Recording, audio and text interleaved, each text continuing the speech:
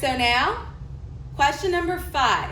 Now, question number 5 is what I like to call a multi-step problem, which means that there's more than one step to solving the problem. So you need to make sure that you understand each part of the question of the word problem carefully. So it says Sharon has $500 to go shopping. She spent $210.42 on shoes and $150.37 on clothes. How much does she spend altogether? How much money does she have left over? So if you see here, this word problem has 2 separate questions. The first one's asking, how much does she spend altogether? And the second one is asking, how much money does she have left over? So we're gonna have to add, I'm gonna write that little note right here. We're going to add, that's our first step. And then our second step is to subtract. Now, this is where we need to ask ourselves, okay, well, what numbers am I adding? Well, the second sentence tells us how much she spent. She spent $210 on clothes and on shoes and $150 on clothes. So since we want to know how much she spent altogether, these are the 2 numbers we need to add. So I have $210.42 plus $150.37. 2 plus 7 is 9. 4 plus 3 is 7. 0 plus 0 is 0. 1 plus 5 is 6. 2 plus 1 is 3. Now again, that decimal point is extremely important because if you do not put the decimal point in the answer, you're saying that she spent $36,079. She didn't. So decimal point saves lives, people. Do not forget that decimal. So I'm going to bring it down. So she spent $360. So I'm going to go ahead and write Sharon spent $360.79. Now we need to figure out how much money she has left over. So this is where we have to use the $500 that they gave us in the beginning of the problem. She had $500 to spend, so she took $500 to the mall. Out of that $500, she spent $360.79 when she went shopping. We want to know, after her little shopping spree, how much money she has left over. So we're going to subtract $500 minus $360.79. Now remember, behind that $500 is an invisible decimal. So I'm going to put my decimal here because there's always a decimal point behind the whole number. That will never change. Do not forget that. And then because I have 2 empty place values, I'm going to add my zeros in the places. So now that I have set up my subtraction problem, I'm going to subtract. 0 minus 9. Well, I can't do that, so I need to borrow.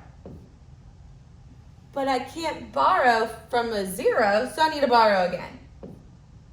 I have another 0. Borrow again. We got another one. Okay, so now I no longer have a 0 on that I'm borrowing from. I'm going to borrow from this 5. This 5 becomes a 4. This 0 becomes a 10. But since I have to borrow for this 0, this 10 becomes a 9. This 0 becomes a 10. But again, I need to borrow for this 0. So this 10 becomes a 9, and this 0 becomes a 10. But again, I need to borrow for this 0, so this 10 becomes a 9, and this 0 becomes a 10. Now that I am all borrowed out, I am done borrowing. There ain't nothing else for me to borrow. I'm going to subtract. 10 minus 9 is 1. 10 minus 7, no, I messed up. It's 9. Caught myself. 9 minus 7 is 2. You want to make sure when you do mark out the numbers you borrow that you mark them out very well so you don't make the mistake I almost made. 9 minus 0 is 9. 9 minus 6 is 3. And then 4 minus 3 is 1. Now again, we're done solving, but we're not done with our answer because we have to add that decimal point. If you do not put your decimal point in your answer, you're saying that she has $13,921 left over, which is virtually impossible if she started with 100. So make sure you bring down that decimal point. So this is how much she has left over. We solved both of the answers, but now we have to write it in our statement. So I wrote, Sharon spent $360.79. We want to know how much does she have left over. So we can say she has $139.21 left over. And that is our statement for our answer. So again, it's very important when you are dealing with a multi-step problem. Oh, that scared me. Mr. Jimmy to Ms. Nielsen's room, please. Mr. Jimmy to Ms. Nielsen's room. Again, it's very important for when you are dealing with a multi-step problem that you read the word problem carefully. I know a lot of times y'all just skim through the problem, find the numbers, do the math. You can't always do that. You have to read them carefully. Being lazy is not going to get you anywhere. So make sure you do what you need to do so you can get the right answer. Because going the extra mile is not going to hurt you. It will literally help you. Being lazy will hurt you. So make sure you do make the right choice when it comes, especially to word problems. All right, now we're going to do 6 and 7. And then we will be done. Well, I will be done because y'all have work to do after this. All right, so number 6 says, Roger and Katie traveled 125 miles and 120 and 7,500 miles and 205 and 6,500 miles respectively. Who traveled more distance and by how much? How much was their combined miles traveled? So this one is another multi-step problem. They want us to figure out who traveled the longest distance and by how much. So you want to know the difference between these two numbers. And difference, you should have learned that term in like 3rd grade, but difference is the answer to a subtraction problem. So that first of all, we want to know who traveled more. So we don't know who traveled more.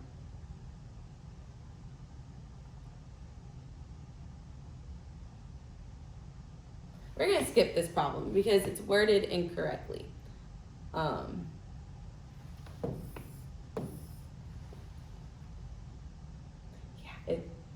going to skip it. Okay. Number 7 says the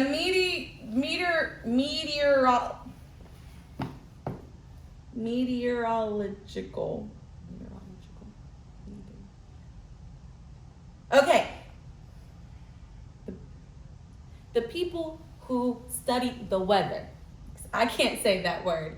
So that department who studies the weather, like the Weather Channel, recorded 95 and 55 millimeters of rain in July, 125 and 45 millimeters in September, and 85 and 43 millimeters in October. How many millimeters of total rainfall was recorded during the 3 months? So this one is just a single step problem. We are not solving 2 different questions here. This one's pretty simple. We're adding, but instead of adding just 2 numbers, we're adding 3 of them. So we have 95 and 55 hundredths, 125 and 45 hundredths. I'm gonna put my decimal down first, and then fill in the numbers around it. And then we have 85 and 43 hundredths, so decimal, numbers around it. And there's only 3 numbers, so I'm gonna add now. 5 plus 5 is 10. 10 plus 5, not 5. 10 plus 3 is 13. Put my 3, carry my 1. 1 plus 5 is 6. 6 plus 4 is 10. And then 10 plus 4 is 14. Put my 4, carry my 1. 1 plus 5 is 5, no. 1 plus 5 is 6. 6 plus 5 is 11. And 11 plus 5 is 16. Put my 6, carry my 1. 1 plus 9 is 10. 10 plus 2 is 12. 12 plus 8 is 20. Put my 0, carry my 2, and then 2 plus 1 is 3. So our answer is 30,643. No, I'm joking. That's not the answer. It's not the answer because I didn't bring down my decimal point. So I'm going to bring down my decimal, and now my answer is 306 and 43 hundredths. But I still want y'all to write your answer in a statement. So the question says, how many millimeters of total rainfall was recorded during the 3 months? We can say the total rainfall was 306 and 43 millimeters. And that is our statement. All right, so now we are done with word problems.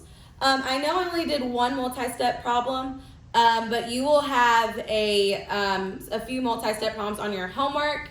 Would you? You will, yeah.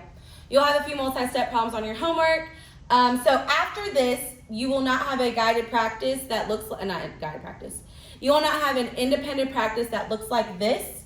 Your independent practice is going to be in slides. So make sure you read the instructions before you do the assignment, because I'm not trying to get emails from everybody asking me, Ms. Soto, how do I turn this in? How do I do this? Make sure you read the instructions beforehand, okay?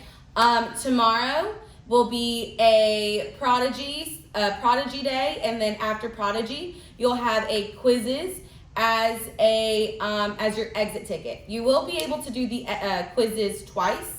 So if you're not happy with your first score, you can do it again to get a better score. Friday, we will have a test on adding and subtracting decimals. If you have any questions throughout the rest of the week or on Friday before your test, I will have a Google Meet up before you take your test on Friday. So if you need me for any questions, do not hesitate to ask or join the Google Meet.